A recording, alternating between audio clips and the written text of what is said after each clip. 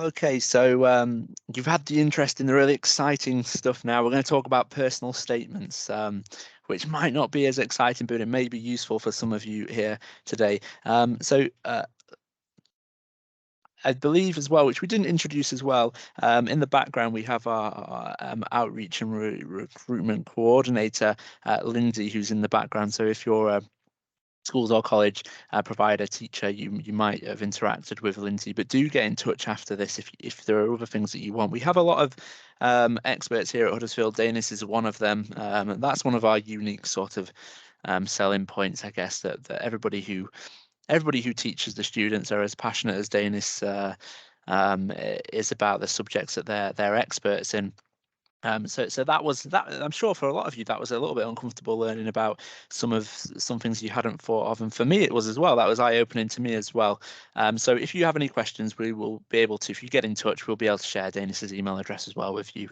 Or if you simply go onto the university website, you can get all. You can find out about all the staff who teach and work here. So before I forget, our next criminology and policing talk is on the 19th of the month, so not too far away, and that's more of a policing focused one, and it's by an ex-serving senior police detective about cold case investigation, and we've also asked our careers consultant who helps our graduates find jobs to come and talk to students as well. So that takes place on the 19th. We will be writing and telling people about that as well. And that's with one of our other members of staff, Howard. So we're going to talk about personal statements. I think you all probably know what a personal statement is. My aim's really within this session, and we've not got an awful lot of time left because I know that you're probably on lunch breaks, you probably have other classes, is to break down some of perhaps the anxieties and worries that you may have about a personal statement, and maybe if some of you who are writing them or thinking about writing them, depending on what year you're in, clear some of that writer's block for you. But a personal statement, it's a long time since I've written a personal statement, but I have read a lot of personal statements. So that's what we're basing this on really today. But your personal statement is what you will write with your UCAS application that you submit alongside, your qualifications, your personal information. And when you're applying to the number of different courses that you will apply to and the number of different universities you will apply to, that personal statement is for all of them. And it's your chance really to show why you want to study the course or subject that you would like to. Now, the key that a personal statement is used for from our university perspective, we want to know who the students are who want to come and study with us and their motivations, but it sometimes can be a deciding factor if a student misses our entry requirements. So, entry requirements that are put on university websites, they're the obviously that's what we expect our students to achieve, but they're not always the be all and end all. And so it's always really important that you apply for the university that you want to go to, and you should be aiming for the sort of focusing on the ones that are around the sort of area you predict to get your grades within. But if a student misses their the UCAS points, what we will do in the first instance is we will go back to that personal statement and we will look at it. Now, just as we have just delivered to you a really inspirational subject, and the idea and what I would like all colleagues to do within this series of online talks is to inspire students to want to study criminology and policing.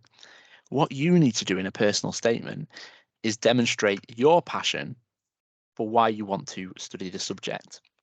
So you really want to make sure you can get across any enthusiasm you have about a course, because students who are enthusiastic and are genuinely really interested in studying their degrees, they're the ones who get the higher grades, because you're studying something for 3 years. It's a long period of time, and if you're interested in something for 3 years, you're much more likely to succeed and excel and push yourself that extra mile to do that extra chapter of reading. So one of the things, if you're going to create a little checklist, I don't know, to check your personal statements, ask yourself, do you sound enthusiastic? That will be a good way to come across.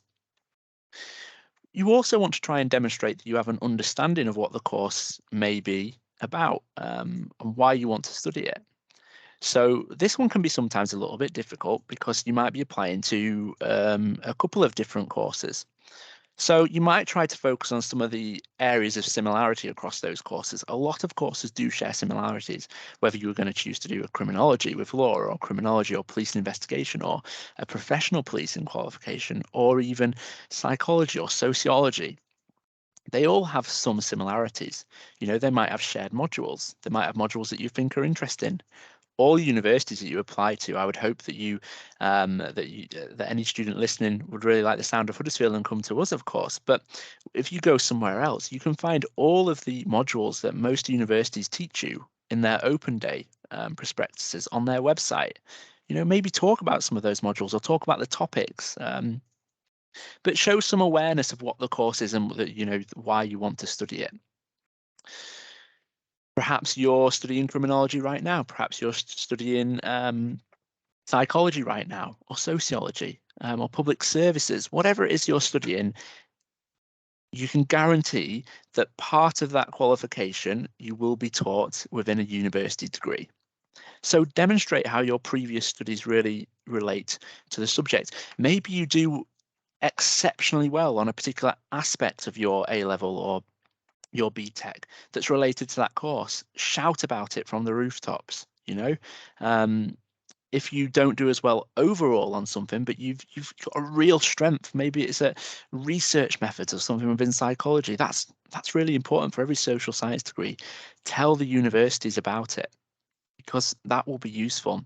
So you can focus on the minor areas that you study as well as the overall. Now, this one is something that we really encourage all of our students to do, and any student on any of our courses in criminology and policing, they're all required to do a 30-hour work placement, and we build in employability to our courses. And it's all based around work experience. But if you're doing any work experience now, tell us about it. If you're doing something that's extremely relevant, you might be working with, supporting young people. You might be working within some sort of charity setting. Tell us about what you're doing and the reasons why you're doing it. If you're in paid employment, tell us about that as well. It might not seem relevant to you, but your ability to be organized, time management, work with others as a team, these are all things that you need as a successful student. Wherever you go, you can't avoid group work assessment because most universities will require it. Most universities set out, they have a set, they have to teach a number of different things to meet what are called benchmark statements. And one of those typically is team working. So tell us about that. Do you work well within the team? Tell us about your employment. Tell us about any activities, hobbies, achievements that you may be involved in. They show the dedication. They show dedication. They show extracurricular activity. Being a student at university, probably the key difference to what you're doing now is you're asked to do a lot more independent learning. You're asked to go and do reading in your own time. You're asked to, work independently through various different things. So you can demonstrate that you have the skills, the capacity to be an independent learner via hobbies and achievements. But really, don't worry about what you're writing. What you need to be worrying about is that you're coming across there. You know what you're talking about. You know that the degrees, that what they're sort of about, and that you're passionate. If you can get across your passion for the reasons for wanting to study it, maybe you want to go and study a professional policing degree because you really know you want to be a police officer and you're really passionate about that. Get that to come across within your personal statement, as an example. Now, you might say, well, Ash, that's all well and good, but I just don't know where to start and where to plan.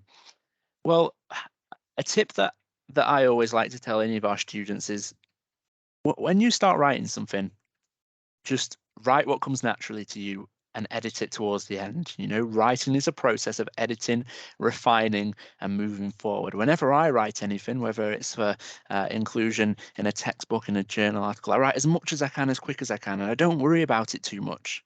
I let the sort of creativity flow, and then I edit it. So that would be a tip that I always would, you know, recommend to start your writing process. But as you will be doing for your essays that you may be writing now, your coursework, give it a structure. Make sure it has an introduction. You know, introduce yourself. Introduce, you know, your personal statement.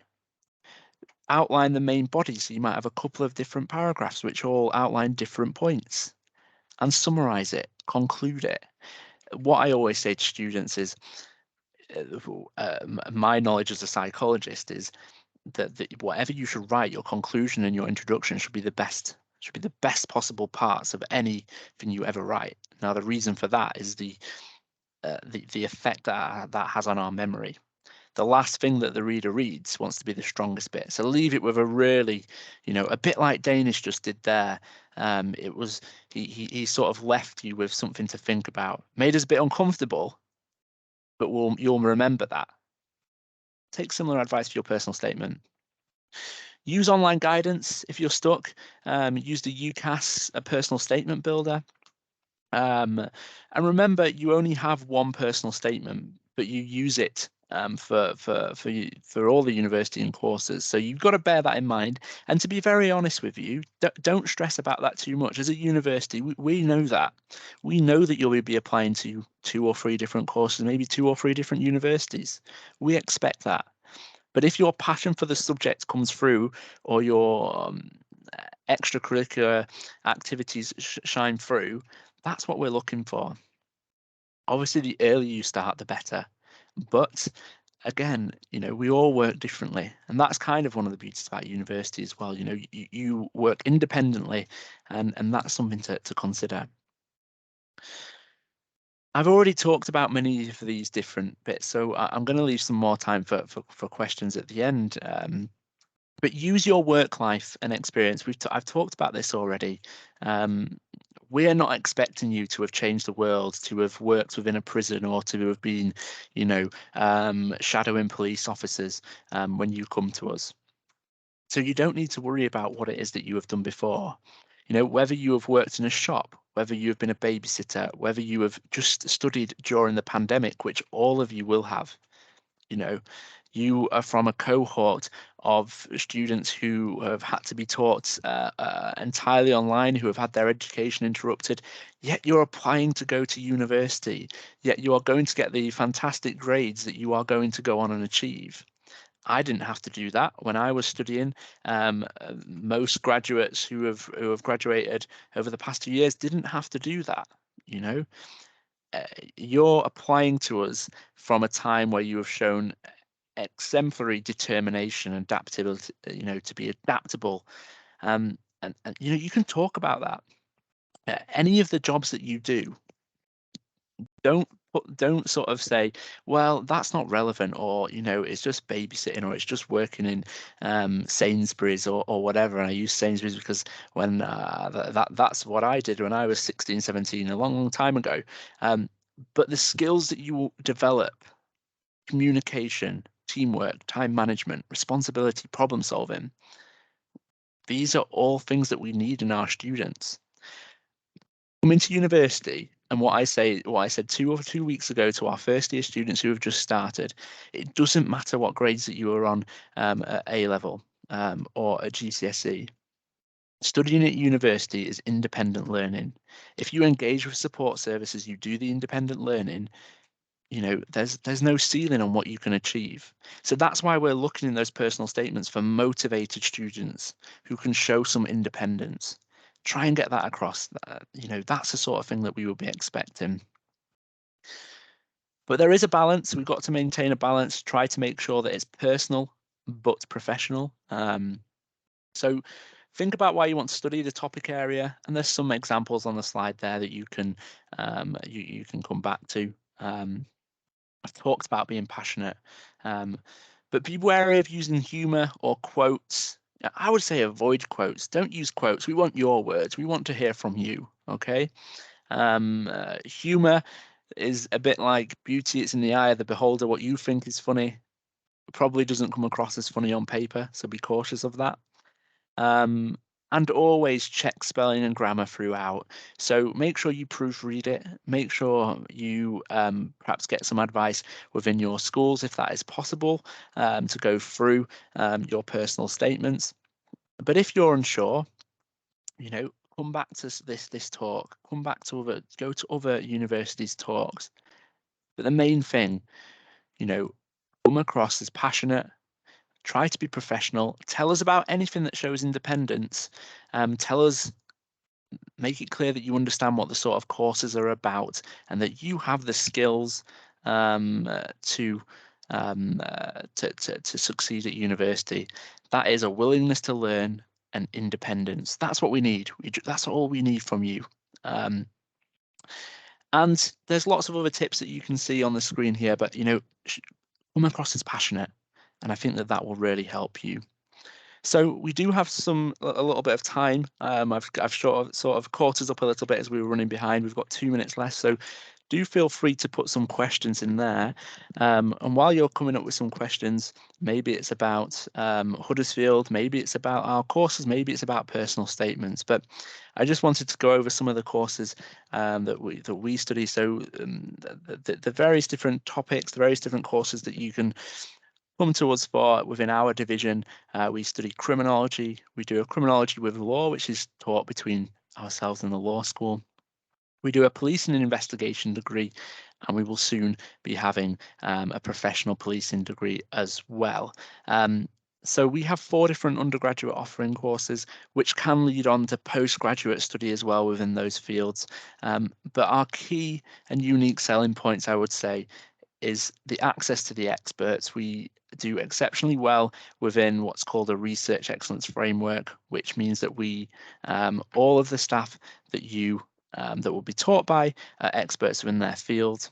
And our approach to learning is based upon interactivity.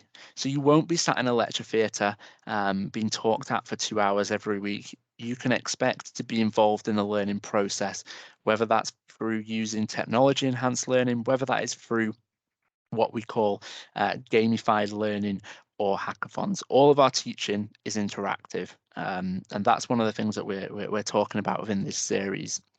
So I've not seen any questions coming up, but let me just check on my phone.